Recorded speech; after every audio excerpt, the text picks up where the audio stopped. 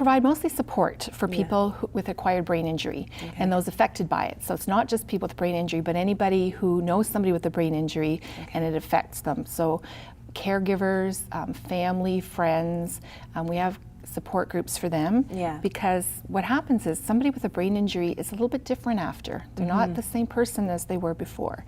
And once they're done sort of the acute phase of, you know, whatever injury they have, they realize and recognize that some things are a bit different.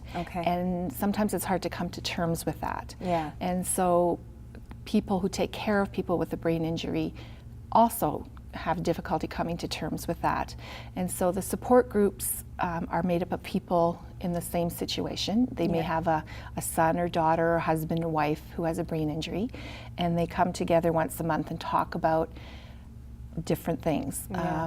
Every brain injury is so different. The symptoms are different, the after effects are different, the healing is different, and even before they get to that part, there's often insurance and lawyers and things like that. So it's a long process for people? Yeah, depending on how they got their brain injury, it is a long process. So besides that, you know, there's the medical things, you know, they don't know where to go, who to talk to. What happens sometimes is because the person is a little bit different after the brain injury, they start to lose friends because it's not this, you know, you're not they the don't same feel person. the same. They don't know how to talk to them. Or the other thing is, some people with brain injury can only be functional for a short period of time, and they get very tired quickly. So an hour worth of activity tires them out.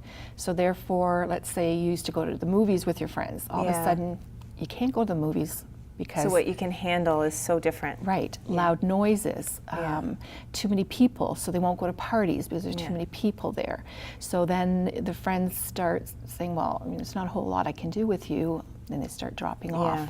And of course, that leads to anxiety and depression. And then that's a whole nother cycle, because in addition to a brain injury, you have those mental health issues, and in some cases, then that leads to taking drugs. So there's a whole trifecta of things. Obviously, so it's quite a spiral that can happen. Absolutely. So what we're trying to do is prevent that spiral from happening. So you can go to these support group meetings. We have them for the caregivers. We have them for the survivors. And those are people who had a brain injury. We have social groups. We have a youth group for people 18 to 29, because their issues are a little bit different. So they can get together with other people who totally understand what they're going through. So that's great. Absolutely great. So like normally if you go to a meeting and somebody stands up and leaves right in the middle of it, you get insulted. There's no judgment here. They totally understand. You've probably reached your peak. That's all that you can stand. So there's no judgment. Everybody understands what you're going through. So there's a lot of security, safeness, knowing that they're not alone in this, that other people are going through the same thing. And besides that, just being around people who understand you, they learn different things. So, you know, I had to go see a lawyer last week. Well, here I can tell you who's a good lawyer, what you need to ask, or what you need to do, and don't forget this. So it's a community of support that can help you navigate this journey, which must be so helpful to people. Helpful, and then that reduces the anxiety and the chance of getting depression. And the